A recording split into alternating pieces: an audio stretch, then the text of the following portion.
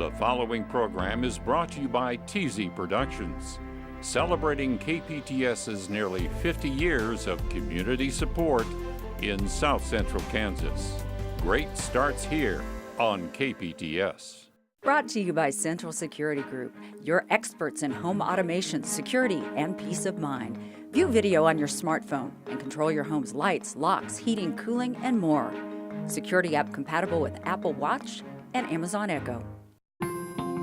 Program support provided by the F. Price Kosman Memorial Trust, Entrust Bank trustee, bringing you the Kansas Wild Edge segments on Positively Kansas. It's time for Positively Kansas. Coming up. The cautionary tale is that I don't care how hard you work, there's going to be a lot of things that won't get the attention and notice. Wichita's own Rudy Love is said to be the most famous R&B musician that no one's ever heard of. He shared the stage with and wrote songs for some of the most famous performers in the world. But when it came to getting credit and getting paid, opportunists were everywhere. Find out how Love survived the cutthroat music business and why he says the blessings will always outweigh the betrayal. And we talked to the local filmmaker who recently premiered a documentary about Love's life and career. The film has received worldwide acclaim, leaving audiences both inspired and enraged. We'll get the inside scoop. And we'll also have this story. It began with places that were part of my childhood in Wichita and places that I had a personal attachment to, but it evolved into discovering places I never knew about. Turning Wichita into amazing works of art. This local artist is capturing the city in all its grit and glory, from the iconic locales to the little-known places that are tucked away. You'll learn the story behind this series of eye-popping paintings that's starting to get a lot of attention. I'm Sierra Scott. Those are just some of the stories that are queued up and ready to roll. It's a half hour of information and inspiration starting right now on Positively Kansas.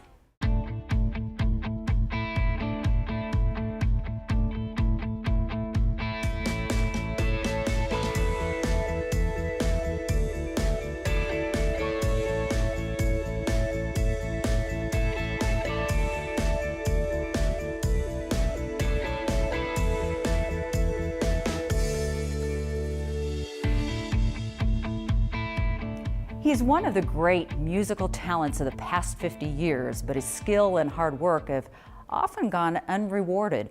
R&B artist Rudy Love got his start performing with Little Richard. He went on to write songs for Ray Charles and perform on stage with George Clinton and Sly and the Family Stone. His body of work is astounding, yet he lives a quiet life in a modest Wichita neighborhood. There's no sign of the wealth and glamour shared by many music stars with half his success. So what happened? John Wright brings the story from Wichita's Riverside neighborhood. Just when I think I'm right, you tell me I'm out of my mind.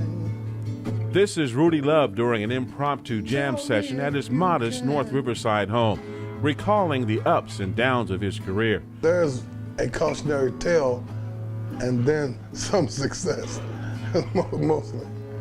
Rudy doesn't regret his treacherous journey through the music industry because his family was always by his side.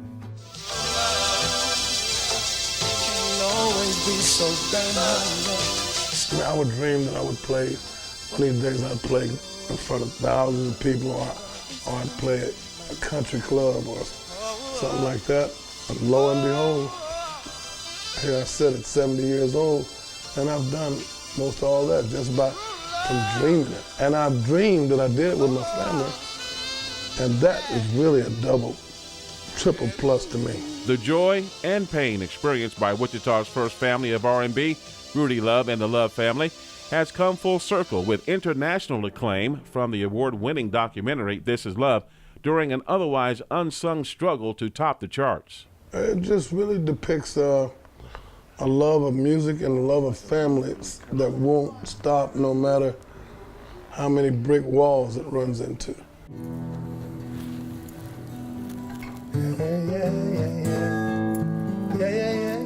Rudy began his singing career at the age of 3 and continues with a strong family background rooted in gospel music by his father, Bob Love, who performed with the famous gospel group called the Canaanites. He would perform with Sam Cooke and Soul Stairs, the Five Blind Boys, Swan Silvertone, Spirit of Memphis, Reverend C.L. Franklin and his daughter Aretha.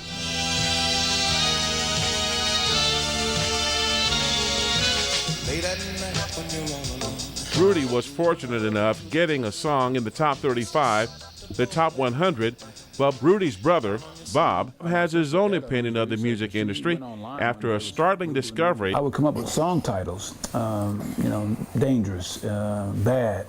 And I was like, wow, how does Michael Jackson come, on the same wavelength as me? And if he come out the next few weeks, it would be ironic. Despite the struggles of fleeting stardom through the years, Rudy always returned to Wichita, off the beaten path from the music industry to family.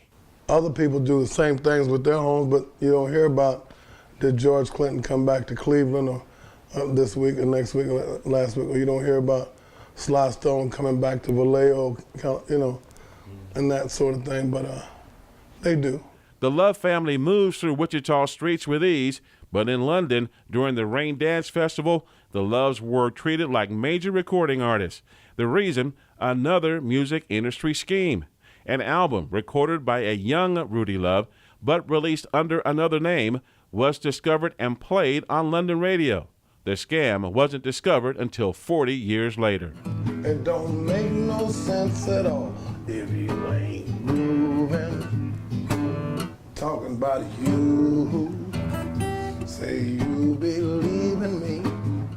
Through it all, Rudy doesn't have time to lament what he may have lost in royalties and fame, because he is still enjoying the music that no one can ever take away from him. See, can you tell me? For Positively Kansas, I'm John Wright. Well, we just saw Rudy Love talking about his wonderful movie, which I've seen, by the way. And now I get to introduce you to somebody who's not only a close friend and has been for many years, but the man behind the movie. I mean, this is really cool. So, Sean Rhodes, talk about how long it took this to happen and how you came up with an idea to do this. Well, it took way too long. It took, I think we're sitting at about 19 years for completion on that. No kidding. It didn't start off to be a movie. We were shooting an EPK, which is an extended press kit for an album that Rudy had coming out. And as I was doing some of these interviews, he kept going, off the rails and telling all these different stories, from like when he was writing songs with Little Richard when he was 17. And you're like, Little Richard, I was what? like, say what? And then Ray Charles and all these other people. And I was like, who is this guy? I had no idea of the history. And as I started peeling this stuff back, I was like, this is the craziest movie, or the craziest story of Americana, of music, of the mob, of all this stuff that hasn't been told. It is a great story. Yeah. The thing that you said to me early on, and I thought this is so, it sums everything up. He's the most famous person you've never heard of. Yeah. It's weird. Even here in Wichita. I know, that's what doesn't make sense. It's even more bizarre. Because that's what's so cool. In this movie, I mean, you've got Sinbad, you've got all these famous people. George Clinton. That knew who he was. Yeah. And we don't know who he really is. I mean, people know. He's performed around town. It's not that, but they just don't know the extent of what he's Nobody, like their own family didn't know. That's so crazy. Until now. I know. But the movie is fantastic. If you haven't seen it, people need to see it. And that's one thing I want to talk about. So it premieres in London, Film Festival in London. It premiered at the Rain Dance Film Festival in London.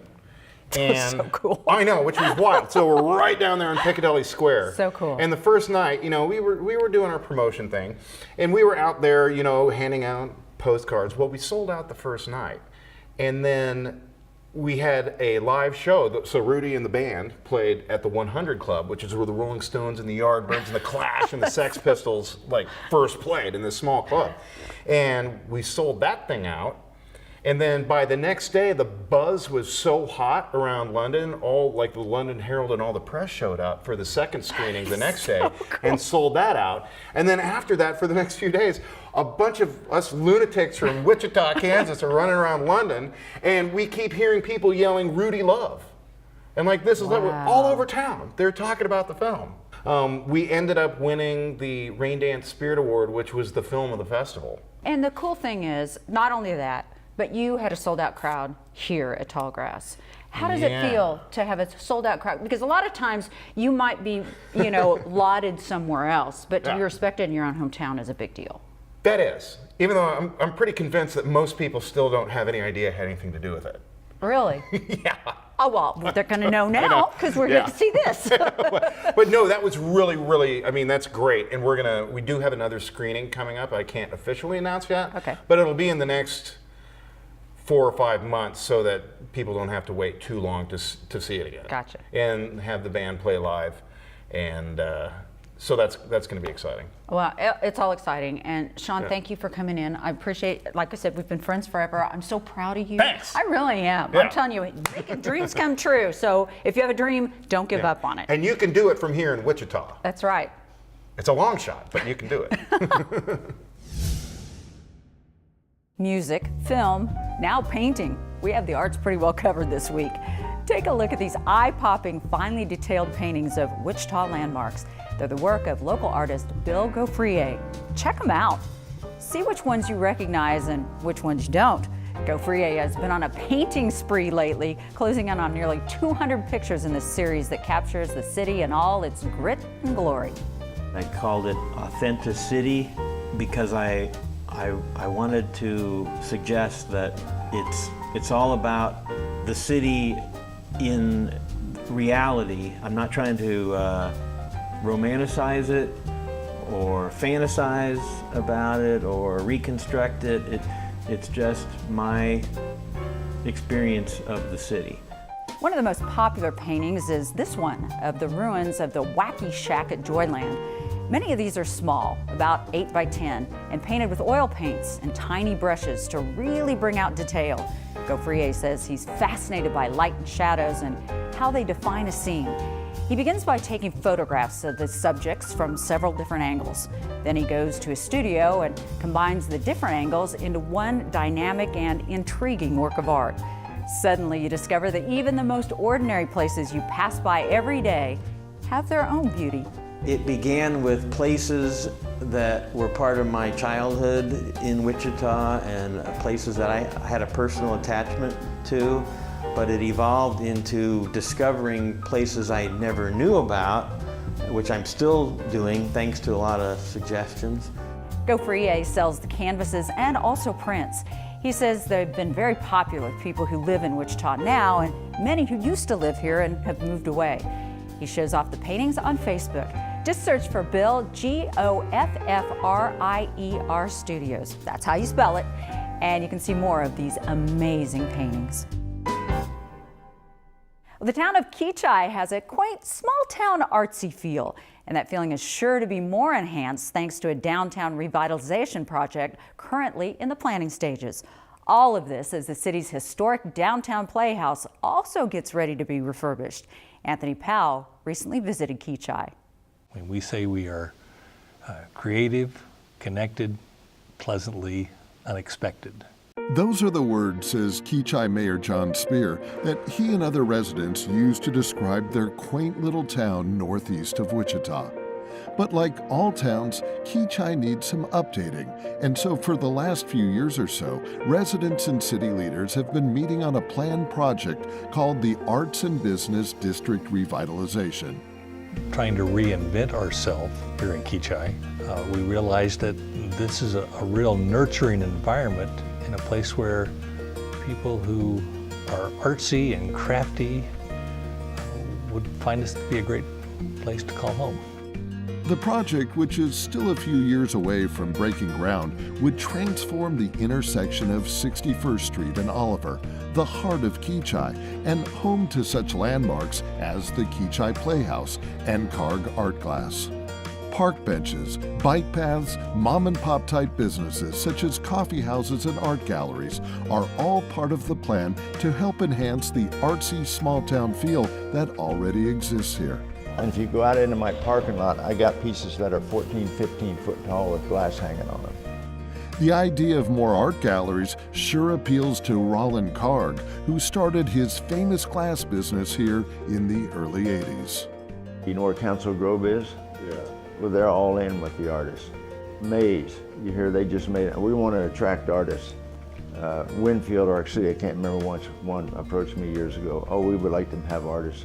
Who doesn't? Who wouldn't want to have art galleries in their community? Residents have made it very clear to city leaders that they like the simplicity of the revitalization plan and absolutely don't want any big name type businesses to come in. They like the idea of us maintaining our small town feel. We hear a lot of people say, you know, we want this to be a place where we can ride our bikes or we can walk to an event. I would love that idea. Longtime resident Wanda Wells raised 8 kids in Kechi. She thinks sprucing up downtown would definitely help boost community spirit. Kids grow up here, you know, they want to be able to come back here, bring their families, you know, see what it's like, you know, see how they grew up. Again, there's still a ways to go before the project becomes a reality. The city is applying for government grants. Utilities will need to be moved, that type of thing. So that's why construction won't likely begin until 2021 and won't be completed for a few years. But when it's all said and done, 61st Street and Oliver will be a magnificent calling card for residents and visitors alike. Although the famed Kechi Playhouse behind me here is not part of the downtown revitalization project, the Playhouse itself is scheduled to undergo a refurbishing in early 2019. So as you can see, there are just many, many things coming together, many exciting things for this quaint small town. In Kechi, I'm Anthony Powell for Positively Kansas. Work on the Playhouse is scheduled to be completed by late 2019. It's a $350,000 project. About a quarter of that was raised through donations. Well, they were armed with sewing needles, thread, fabrics, and steam irons. Their mission? To make a difficult time in life just a little more comfortable. You've probably heard the saying that a stitch in time saves 9. Well, that saying is taken to heart by this group. It includes some 40 volunteers from the Wichita chapter of the American Sewing Guild and students from Wichita 4-H. They all gather in small groups every Tuesday and then as a big group once a year. Their mission is to create beautiful and unique gowns for the terminally ill who are served by Wichita's Harry Hines Memorial Hospice. The work is split up into a series of assembly lines. Teams cut the fabric, sew the collars, embroider the pockets, and then finally iron and package the finished gowns. Each one is sealed with a hand-signed note, letting the recipient know whose loving hand helped create it. Now, the Sewing Guild has produced over 3,500 gowns for Harry Hines Hospice since 2015. Aren't there some days you just like to go back and live in a simpler time, away from all the technology and chaos of modern day life? Well, here's one way to do it and bring people of all ages together. Photojournalist Ben Laffin brings us the sights and sounds of an old-fashioned barn dance hosted in Wichita by the Derby Barn Dance Club. This is the colonial dancing of the English colonies.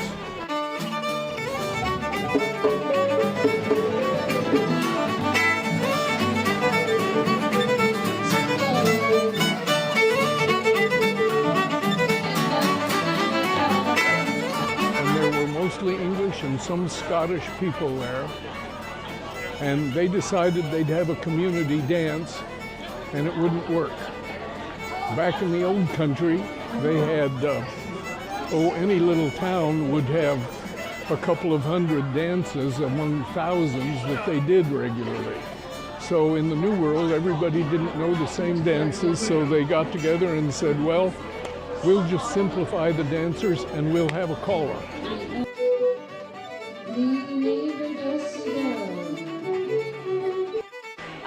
It involves learning the dances and practicing them on your own, and we kind of have a process where we have caller workshops and we practice under the mentorship of other callers. But then to plan a program is a whole different skill, so it's a lot of fun.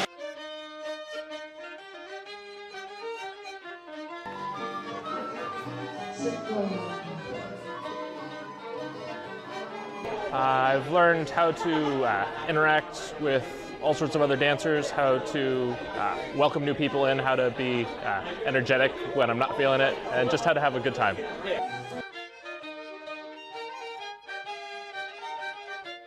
I started at age 50 and I am now almost 82. And that was in Oklahoma City, and I discovered it by chance. And it's just the greatest thing. You can, typically you dance with anybody you want to, singles come, couples come, and you get to thinking about the dancing and listening to the good music, and pretty soon you forget all your worries and your concerns, and it's just uplifting because you can forget what it was, whatever it was you were worried about. Yeah, it's like church. You have to come and you have to experience it before you do anything or say anything about what you know.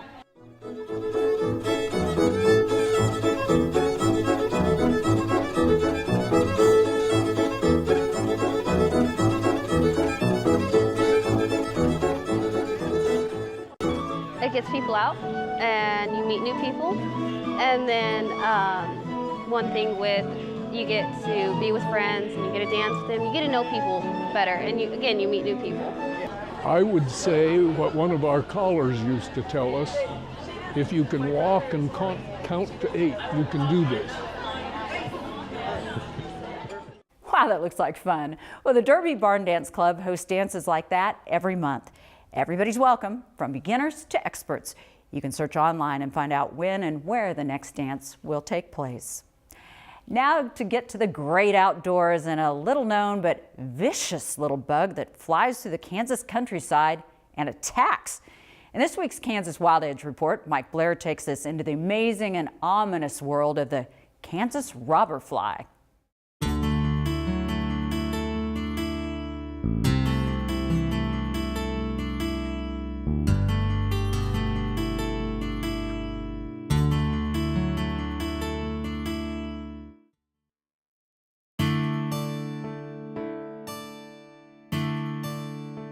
A day at Wildflowers makes a beautiful scene as a hawk moth takes its meal. This snowberry clearwing moves from flower to flower, sipping sweet nectar on the wing. Its coloration, suggestive of a bumblebee, helps protect it from some birds and animals that might avoid stinging insects as a menu item. But not all predators are impressed. Among them is the fierce and agile prairie robber fly. This large insect is a patient hunter. Scanning its surroundings from a convenient perch, it watches for visitors busy feeding. With keen eyesight, excellent flight skills, and long, powerful legs that can grasp and hold dangerous prey at arm's length while it waits to deliver a killing bite, the robber fly watches. This common insect is easy to spot by its red color. Cousin species may be smaller and darker hued, but they all use the same tactics. Wait near food and then dash out to catch unsuspecting prey.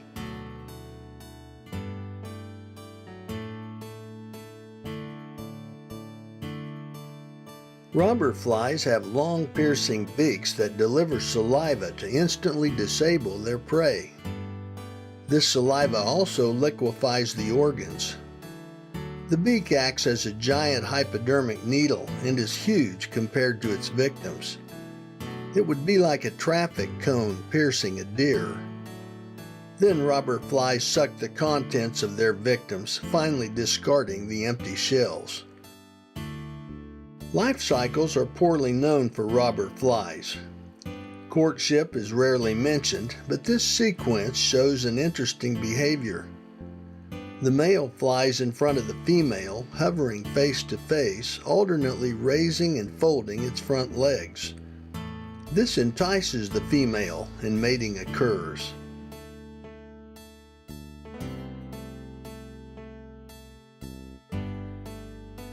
Eggs are laid in the soil, and the larvae take 1 or more years to mature underground or in rotting wood, feeding on small arthropods and decaying plant material.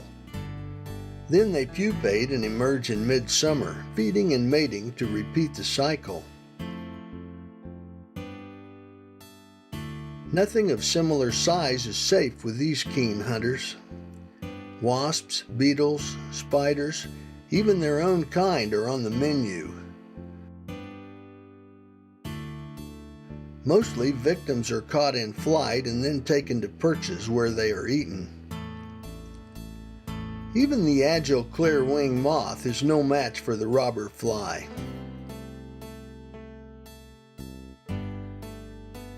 The moth feeds unsuspecting as it's watched.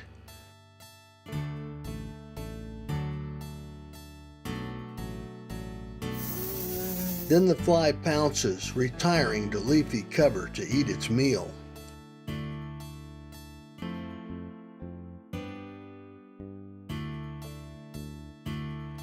So strong is this predator that it can hang by one leg as it manipulates and eats large prey.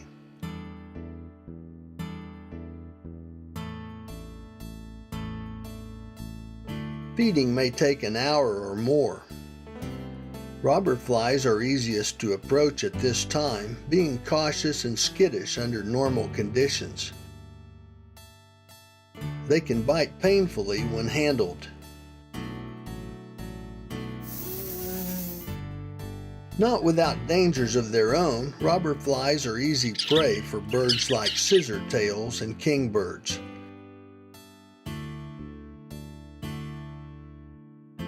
But in the insect world, few creatures are as feared as this red assassin.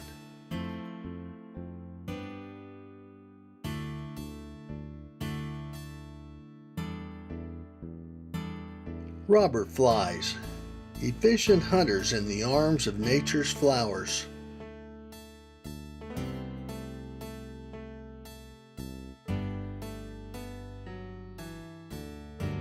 I'm Mike Blair for Positively Kansas. Next time, Mike features a kinder and gentler animal, a newborn white-tailed deer. You'll see its first day of life in the rugged Kansas outdoors. Well, that's a wrap for this week, but our team of top-notch journalists is busy working on more stories for next time. If you have an idea for a story you'd like to see us cover, here's our email address, positivelykansas@kpts.org. We love hearing from you, and we love having you watch, too. I'm Sierra Scott. That's all for now. See you next time. Program support provided by the F. Price Kosman Memorial Trust, Entrust Bank trustee, bringing you the Kansas Wild Edge segments on Positively Kansas. Brought to you by Central Security Group, your experts in home automation, security, and peace of mind.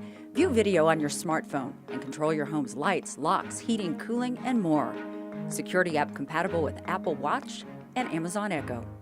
The preceding program was brought to you by TZ Productions, supporting KPTS and the communities it serves in South Central Kansas. Great starts here on KPTS. Support also comes from viewers like you. Thank you.